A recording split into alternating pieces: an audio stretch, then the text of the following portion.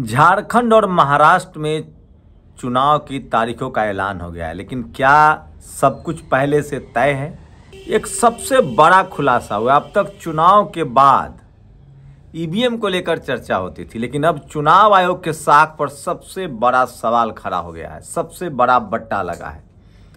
एक सर्वे में 2024 के चुनाव के सर्वे में आपने देखा था किस तरह से चुनाव आयोग के पर सवाल उठे थे। आज चुनाव आयोग जिस तरह से बात कर रहा था उससे साफ लग रहा था कि उनको भी पता है कि लोग उन पर भरोसा नहीं करते, इसलिए वो जानबूझकर ज़बरदस्ती कह रहे हैं कि नहीं नहीं हम पर भरोसा कीजिए, हम सबसे बढ़िया हैं, सबसे बेस्ट हैं, हम गोल्ड स्टैंडर्ड साबित हो रहे हैं। लेकिन इसी देश में किसी ने कहा है ना कि हीरा कभी नहीं कहता है कि मेरा लाख टका मोल है, कहता है। इसी देश में कहावत है ना, जो ईमानदारी का ड्रम ज़्यादा पीटे उस पर शक कीजिए। इसी देश में कहा जाता है ना कि अपनी तारीफ झूठे या फ्रॉड लोग करते हैं। तारीफ तो वो तारीफ है ना जो दुनिया करे, तो इसी को कहते हैं अपने मुंह मिट्ठू बनना, अपने मुंह मियाँ मिट्ठू बनना। मतलब चुनाव आयोग अपनी ही तारीफ कर रहा है।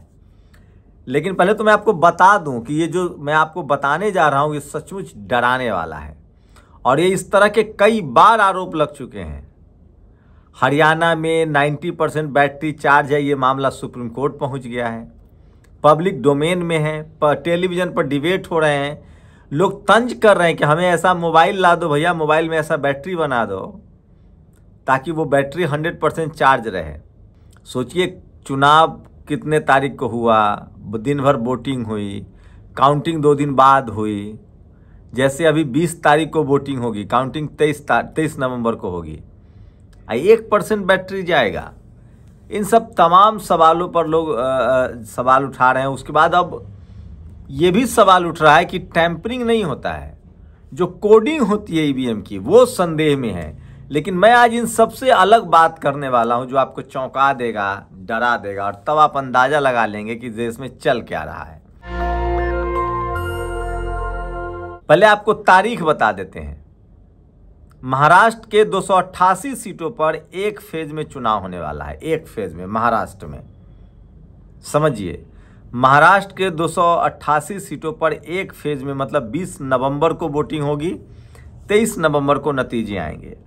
वहीं झारखंड की अगर बात करें तो झारखंड में 81 सीटें हैं और वहाँ 2 फेज में वोटिंग होगी, 13 नवंबर को और उसके बाद 20 नवंबर को। नतीजे वहीं भी 23 नवंबर को आएंगे। वैसे ही बाईपोल इलेक्शन बिहार हो, राजस्थान हो, चाहे यूपी हो, जहाँ जहाँ लोकसभा की सीटें चुनाव की वजह से विधानसभा खाली हुई है, जो एमएलए एमपी बन गए हैं या जो भी वजह हो, उन सब सीटों पर भी 13 नवंबर को चुनाव। लेकिन खबर ये नहीं है, खबर झारखंड में जेएमएम के एक नेता ने बताया है।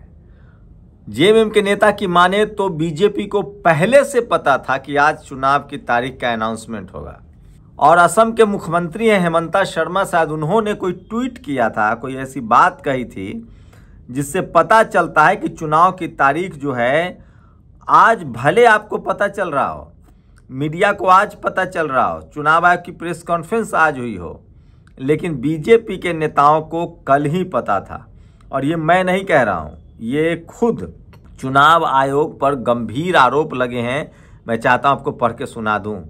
महाराष्ट्र झारखंड विधानसभा चुनाव की तारीखों का ऐलान आज हुआ है और 3:30 बजे प्रेस कॉन्फ्रेंस है, ये आज अनाउंसमेंट किया गया। लेकिन इसको लेकर एक बड़ी खबर जो है, झारखंड में इंडिया गठबंधन की सरकार है और वहाँ लेकर कहा गया है कि किस तरह से ये खबर जो है वो पहले से पता था बीजेपी को। ये बड़ी खबर है और इस खबर को लेकर लगातार सवाल उठ रहे हैं, और आप सोचिए, आप कल्पना नहीं कर सकते हैं कि किस तरह से लोगों का भरोसा जो है वो डगमगाता जा रहा है।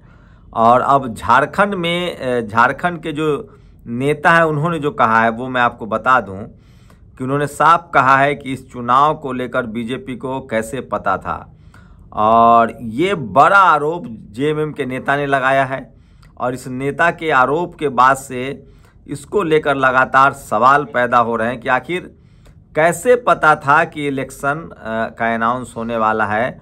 और ये वो खबर है जो सबको चिंता में डालती है और लोगों को लगता है झारखंड में पहले से, सोचिए, झारखंड में पहले चरण में 43 और दूसरे चरण में 38 सीटों पर वोट डाले जाएंगे। ये बड़ी खबर है, लेकिन ये बात सबसे पहले बीजेपी को पता थी और बीजेपी के नेता ने भी ये बात पहले से बोल दिया था।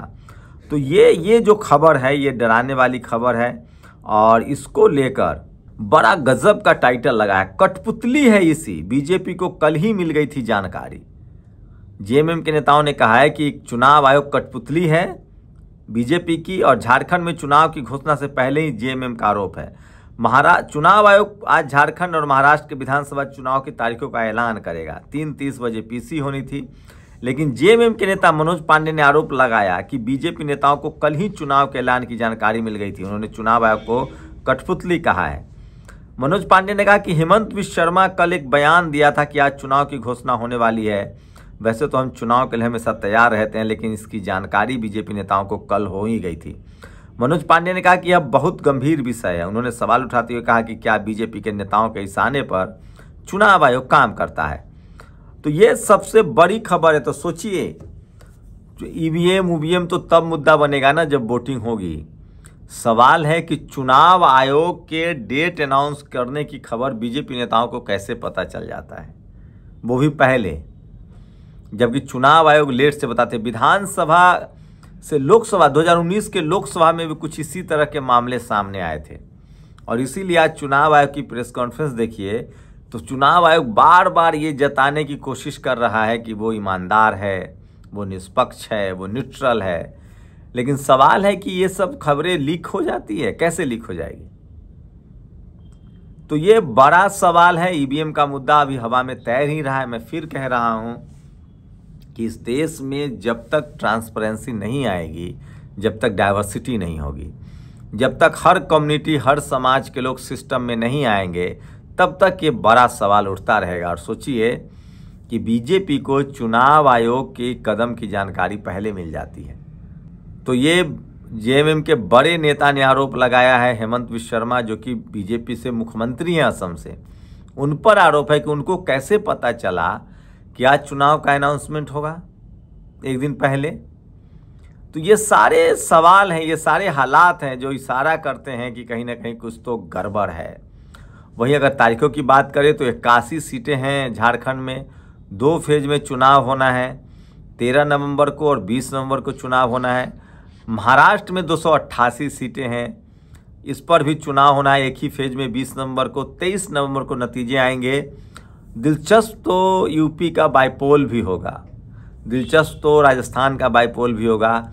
लेकिन हरियाणा जीतने के बाद कांग्रेस आत्मविश्वास से लबरेज है, वहीं बैकफुट पर है। माफ़ कीजिएगा, हरियाणा जीतने के बाद बीजेपी लबरेज है एकदम। उसका जो कॉन्फिडेंस लेवल है, आत्मविश्वास है, वो बहुत बड़ा है, बढ़ा हुआ है। कांग्रेस बैकफुट पर है। चाहे आप जम्मू कश्मीर की बात करें तो कांग्रेस को सीटें नहीं आई, जम्मू में भी नहीं आई कांग्रेस को, कश्मीर में भी 6 सीटों के आसपास वो सिमट के रह गए। गठबंधन की सरकार जरूर बनी, लेकिन हरियाणा में जिस तरह से जीती हुई बाजी पलट गई, जिस तरह से तमाम एग्जिट पोल गलत हो गए और बीजेपी ने खेल कर दिया। दरअसल बीजेपी की कोशिश है कि हो सकता है इस चुनाव की सबसे खास बात हो सकता है बीजेपी के लिए, जो मुझे लग रहा है, मैं प्रिडिक्ट कर रहा हूँ एक पॉलिटिकल एनालिस्ट के तौर पे, कि झारखंड में वो सुदेश महतो को ज़्यादा सम्मान देंगे, ओबीसी मुख्यमंत्री ला सकते हैं, क्योंकि उनको पता है ट्राइबल या फिर 2 ट्राइबल मुख्यमंत्री हैं उनके पास। बीजेपी कुछ भी ऐसा नहीं करती जिसका राजनीतिक मतलब ना हो। छत्तीसगढ़ में जो मुख्यमंत्री बनाया गया है, उसके बाद उड़ीसा में मुख्यमंत्री हैं ट्राइबल, तो उनकी बड़ा चैलेंज होगा। वो सस्पेंस रख सकते हैं, या तो वो आदिवासी सीएम देंगे या ओबीसी सीएम देंगे, लेकिन वहाँ अनाउंस नहीं करेंगे वो, क्योंकि अनाउंस कर देंगे आदिवासी सीएम तो ओबीसी नाराज हो जाएगा। ओबीसी सीएम अगर अनाउंस कर देंगे तो आदिवासी पूरी तरह से नाराज हो जाएगा। लेकिन मिला जुला के यही उनका खेल होगा। लेकिन महाराष्ट्र में वो कर सकते हैं, जैसे हरियाणा में उन्होंने गैर जाट की राजनीति की है। हो सकता है कि हरियाणा में वो पंकजा मुंडे ओबीसी के नाम पर बीजेपी कोई बड़ा कार्ड खेल सकती है। पश्चिम बंगाल में तो ओबीसी के नाम पर वो आएंगे ही, ओबीसी मुख्यमंत्री या दलित मुख्यमंत्री के नाम पर आएंगे। तो ये बड़ा अपडेट है और सवाल वही है कि चुनाव आयोग की खबर बीजेपी को पहले कैसे मिल जाती है।